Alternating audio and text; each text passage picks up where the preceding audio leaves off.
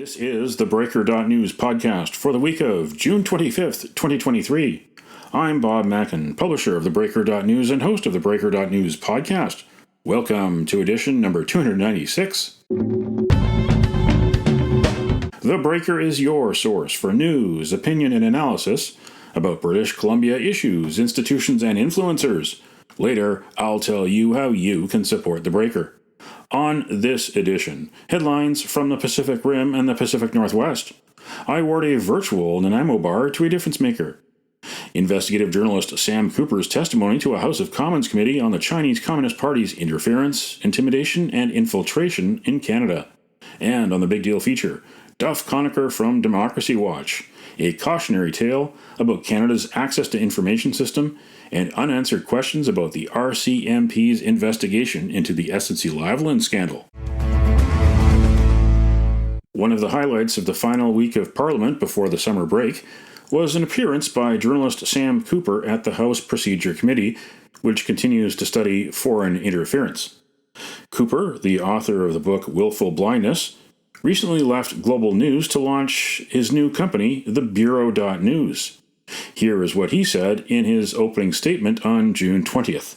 It's an honor to be called to testify. My name is Sam Cooper, and I am now reporting for my own journalism platform, The Bureau.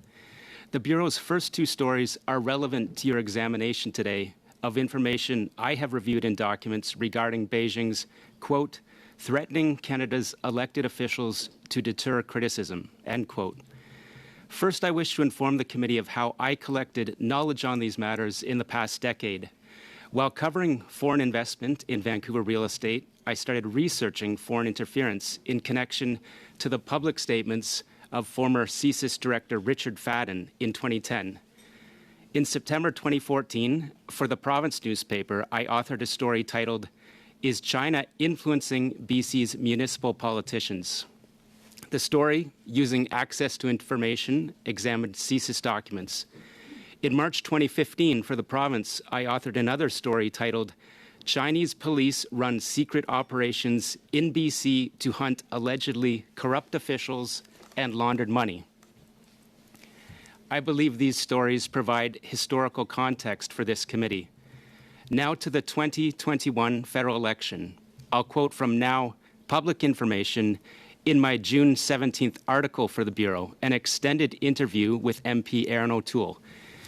In the published interview, I told Mr. O'Toole, quote, I have reported about this January 2022 Privy Council Office intelligence report sourced from 100 CSIS reports. What the document said is that a small number of MPs in the 2021 election reported concern for their families, their privacy, their reputations, and their re-election chances as a result of targeted CCP activity. Mr. O'Toole answered, quote, that's very troubling to hear. I'm not surprised because when I was briefed on the examples of intelligence that were shared with me, some of the activities were so intense in the Greater Toronto Area and the Lower Mainland of British Columbia, it would not surprise me if people were followed, tabs kept on people, intimidation, voter suppression. I questioned Mr. O'Toole again, saying, quote, I learned from sources aware of CSIS investigations in 2021 that CSIS officers found that Chinese officials in Toronto were following one MP during the campaign. They were also allegedly approaching voters in relation to this candidate, and CSIS found this activity, I was told, coordinated and alarming. Mr. O'Toole answered, well, that seems to coordinate or correspond completely with the fourth element that I included in my speech in the House of Commons, which is one clear example of voter suppression in a riding in Canada. Finally, I'll quote from the preamble from my interview with Mr. O'Toole in my article. In it, I explained that I personally received a CSIS threat brief in 2021 after my book on Chinese foreign interference in Canada was published. I wrote in my June 17th article for the Bureau, quote, a CSIS officer met me in Ottawa. I was told that Chinese security agents in Canada are dangerous, and they were tasked to look into my background, study the impact of my book, and to discover my reporting sources, end quote. I believe this information provides important context for the committee that the Chinese Communist Party seeks to influence or intimidate journalists in the same way it seeks to influence or threaten Canadian politicians. That was Sam Cooper of theBureau.news testifying at the House Procedure Committee at Parliament on June 20th. What do you think? Email Bob at theBreaker.news. This is the Big Deal feature on the Breaker.news podcast. My guest this week is Duff Conacher, co-founder of Democracy Watch. He has had an interesting couple of weeks with Canada's most famous Freedom of Information request. He received a mostly redacted package from the RCMP. In the covering letter, the Mounties said that they were still investigating the Trudeau Liberal government's SNC-Lavalin scandal from 2019. But then the Mounties' story changed, and the federal government's story changed.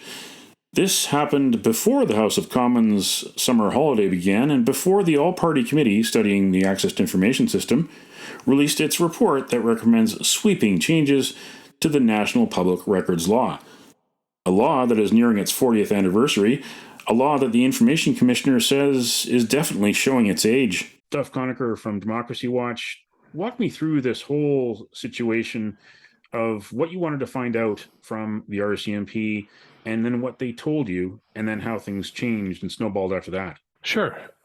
Thank you, Bob. The RCMP said in August 2019, after the SNC-Lavalin revelations came out about pressuring the then Attorney General Jody Wilson-Raybould, to stop the prosecution of SNC-Lavalin. That came out in February 2019. There were parliamentary hearings. The Ethics Commissioner investigated, found Trudeau guilty of violating the federal ethics law by improperly furthering SNC-Lavalin's interests by pressuring the Attorney General and also essentially directing other cabinet ministers and members of the cabinet staff and Prime Minister's office to pressure Wilson-Raybould and her staff to stop the prosecution. So that was August 2019. The RCMP said then we're examining the situation seriously, and then hasn't said anything since. So we wrote the RCMP in February 2021 and said, where's the update? It's been, at that point, it had been a year and a half. Nothing came out of that. So then in June 2022, wrote another letter and formally requested the investigation record. And I did that because the Conservatives had had success with an access to information request to the RCMP for the investigation record of the investigation into the Aga Khan's gift to Prime Minister Trudeau and his family of the trips to his private island in the Bahamas. And so I thought, well, if you can get those documents out when an investigation is concluded, file the access to information request and see if what they say.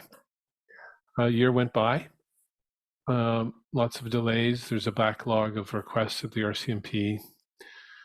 Filed a complaint halfway through in January 2023 to the Information Commissioner because of the delay and non-response from the RCMP, because they're supposed to disclose records within 30 days or ask for a reasonable time period if they need to do an extra long search or there's a bunch of records they need to review.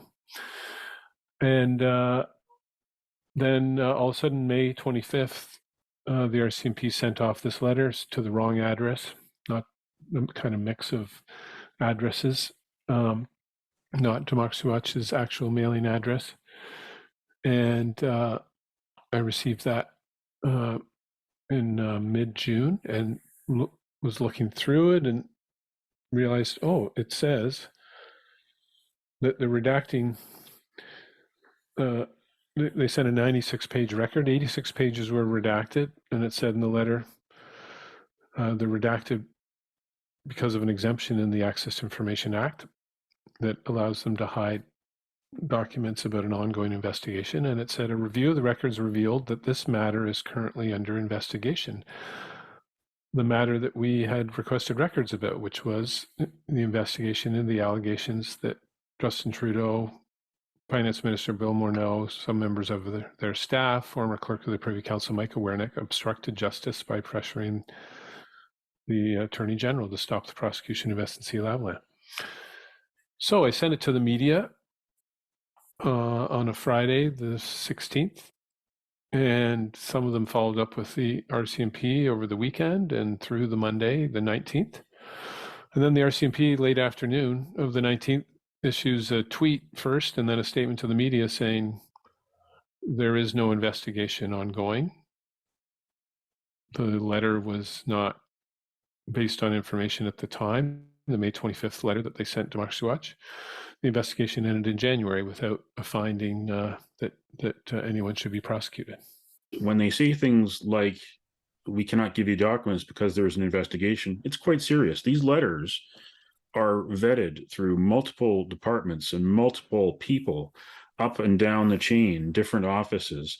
And for the RCMP to tell you that it was under investigation at the time, that was information that you could take to the bank. And yet then their story changed.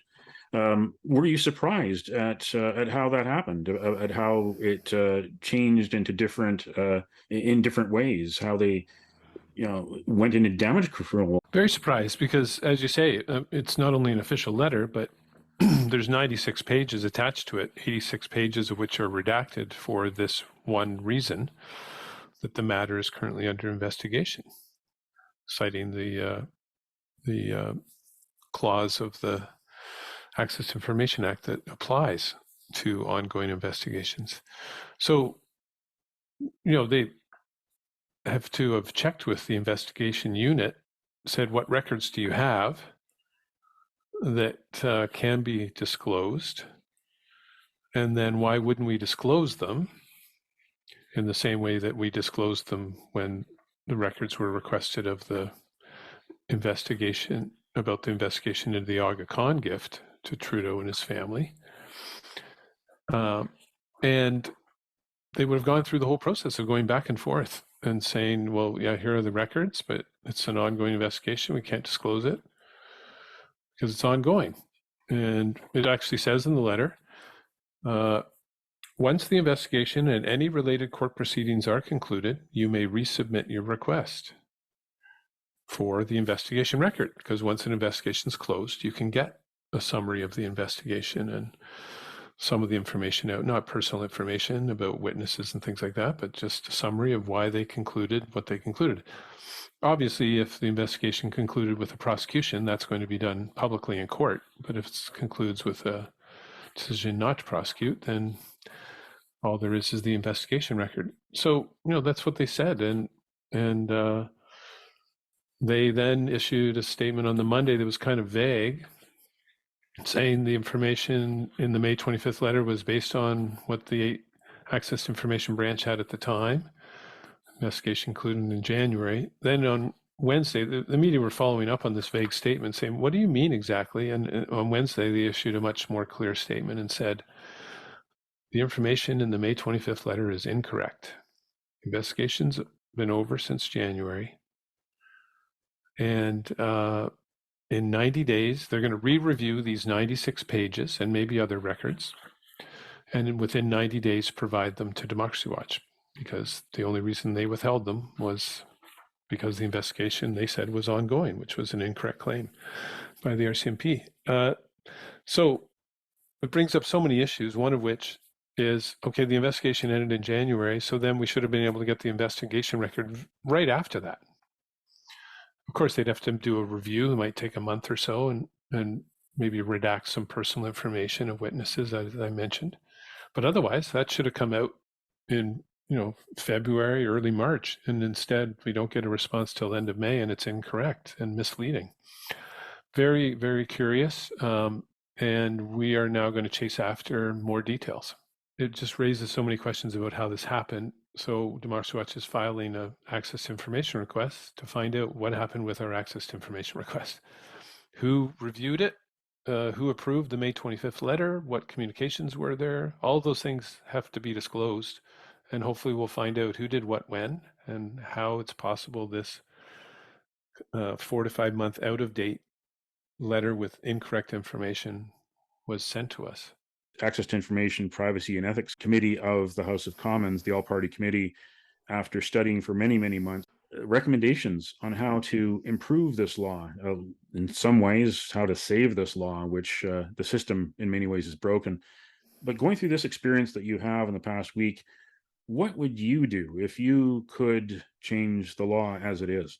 Yeah, well, this RCMP example shows just how broken the system is. And if the RCMP was committed to transparency, and this is common across a lot of government institutions, and to effective law enforcement, first of all, there would have been an independent special prosecutor, and they would have overseen the investigation by the RCMP. Even better, it would have been investigated by a provincial police force, because the RCMP is so tied to the Prime Minister's office and the federal cabinet that they really lack independence to do this properly. And then that special prosecutor would have been made a commitment that as soon as the investigation's over, we'll issue a public explanation if we don't prosecute anybody. And that's the way it should have been done. So I wouldn't even had to file an access to information request. It just all would have come out proactively. The committee made a lot of key recommendations in their report that, if they had been in place, would have helped this situation. They recommended, and these are top priorities of Democracy Watch. We made a submission to the committee, called for 18 key changes. One, overhaul information management systems in ways that increase proactive transparency, as I was just mentioning with the RCMP, so that things come out automatically. Require records of all actions and decisions so that people can't make a decision just verbally. So there's no actual record of it that can be tracked down and traced to hold people accountable if the decision broke some rules. Apply the law to cabinet offices in all public institutions, including all publicly funded institutions. There's a whole bunch of government agencies that receive public money that aren't covered by the law. Limit disclosure delays. The committee said if you want to go past 60 days, you'll have to get, the law should be changed, so you have to get permission from the information commissioner to delay disclosure more than 60 days.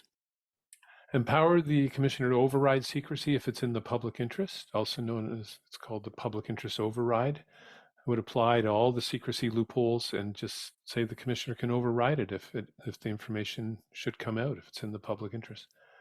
Give the commissioner more independent funding. Have the commissioner funded by Parliament, not by the government, because the government has an incentive to not give the commissioner the funds needed to actually effectively and in a timely way enforce the law. And importantly as well, and all these are important, but this one's really important, to establish compliance measures and penalties for violations, so that, you know, someone did wrong in this RCMP situation, but no one's going to be penalized because there are no penalties for violating the Access to Information Act unless you actively destroy records. Other than that, you can delay things as long as you want. And that's why they do. And you can refuse to disclose records people have a right to. And that's why lots of institutions do that, because they can with impunity. There are no penalties other than, I mean, there's an information commissioner's report that might order you to comply with the law, but no fines. And the committee recommended fines. And then that would really set the cat amongst the pigeons. People would not want to be fined. So they would say, you can't do this. It's going to break the law. And if you're going to do it, put it in writing that you're ordering me to do it. So you pay the fine. And it would just change the whole dynamic. Right now, it's a higher chance of getting caught. And you'll pay a higher fine for parking illegally anywhere in Canada than you will for violating this key democracy law, the transparency law. And that's true across the country. And that's perverse, because when you park illegally, you usually don't damage anything unless you park in front of a hydrant and there happens to be a fire. But you'll pay a higher fine for parking illegally than violating this key democracy law, and pretty much all the other democracy laws across the country as well. There are no penalties because politicians want power without accountability, and so do government officials. So They put in place these laws, but they don't put in place effective enforcement or penalties for violating them. Well, on that note, thank you for joining us on the theBreaker.news podcast. Duff Conacher, co-founder of Democracy Watch. Thank you, Bob, and hopefully the opposition parties will act and sponsor a bill to make these changes if the government doesn't. We'll see what happens in the fall. What do you think? Email Bob at theBreaker.news.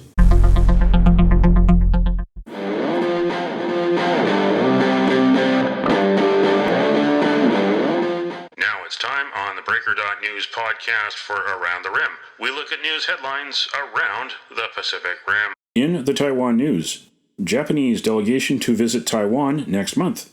12-member group will meet with Taiwan president and opposition party leaders. Maehara Seiji, the former foreign minister and senior-level member of the Democratic Party for the People, will lead the group to meet with President Tsai Ing-wen. Seiji called Taiwan an important friend that shares common values with Japan, such as democracy, respect for basic human rights, and the rule of law. In the Kyoto news, woman in Japan dies of Oz virus in world first, possibly tick-borne. A woman in her 70s died in Ibaraki Prefecture. The virus was discovered in the country in 2018. The woman went to a medical institution in the summer of 2022 after developing fever and fatigue. She was diagnosed with pneumonia, but was hospitalized, and an engorged tick was found on her upper right thigh. She died of inflammation of the heart after almost a month in hospital.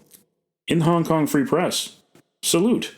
Hong Kong police officials launch accounts on Chinese social media platforms. Apart from social media, Hong Kong police also interact with fans in mainland China by sending letters and signed portraits of the police chief. Hong Kong police have opened an account on Chao Hong Shu, a Chinese social media platform similar to Instagram, after the city's security chief and chief secretary earlier launched accounts on the same platform. The Hong Kong Customs and Excise Department has also set up an account on Douyin, the Chinese version of TikTok. That's Around the Rim on this edition of the Breaker.news podcast.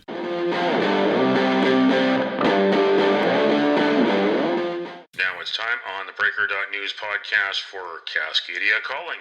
We look at news headlines around the Pacific Northwest. In the Everett Herald, Boeing, UW, and NASA denied design partnerships with OceanGate. Wazoo Everett and Everett Community College severed ties with company. Their denials have raised questions as to whether OceanGate overstated, misrepresented, or exaggerated the role they played, if any, in developing the experimental vessel designed to take high-paying customers to the Titanic wreckage. On Thursday, the U.S. Coast Guard said the vessel suffered a catastrophic implosion. Could families of the 5 dead sue? Well, if the waiver said the sub was rated for 13,000 feet but was actually only safe to 5,000 feet, that would be fraud. Founder Stockton Rush, who died in the disaster, and a 2018 lawsuit by an ex-employee claimed that OceanGate ignored safety issues. In the Oregonian, Oregon Health and Science University must pay $430,000 to PETA in drunken voles legal fight, judge rules.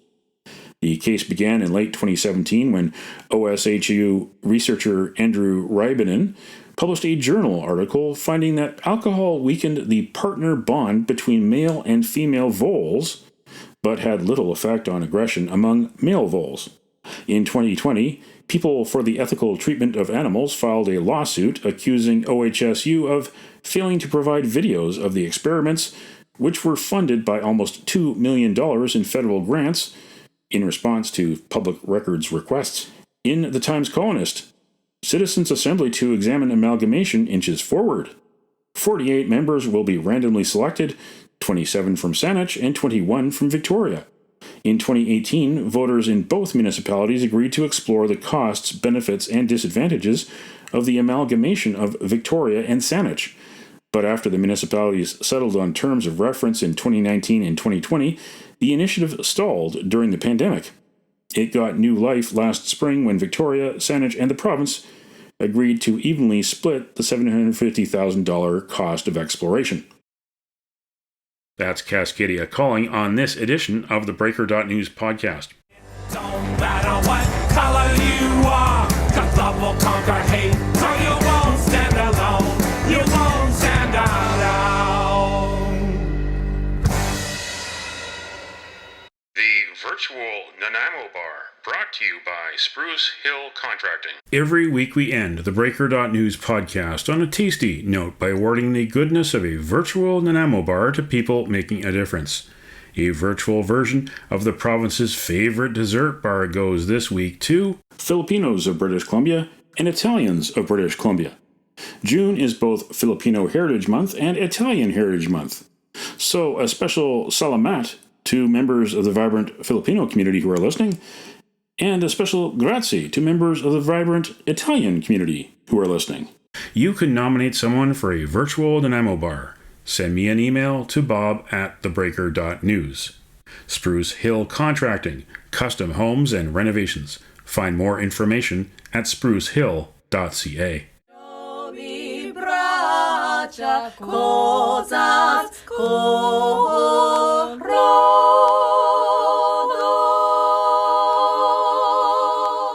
That's it for the Breaker.news podcast for the week of June 25th, 2023. I'm Bob Mackin. Thanks for joining me. Did you know that on the 25th of June in 1993, 30 years ago, progressive conservative Kim Campbell of Vancouver was sworn in as Canada's 19th Prime Minister and the first woman on the job? Now you know. Send me your feedback. Send me your story ideas to bob@theBreaker.news. Bookmark theBreaker.news. You can also find us at theBreaker.ca. Sign up for the email newsletter and get updates to your inbox. For news as it happens, follow The Breaker News on Twitter and visit theBreaker.news on Facebook. You can support The Breaker for as little as $2 a month. For more information, go to patreon.com/thebreakernews. That's patreon.com/thebreakernews. Until next week.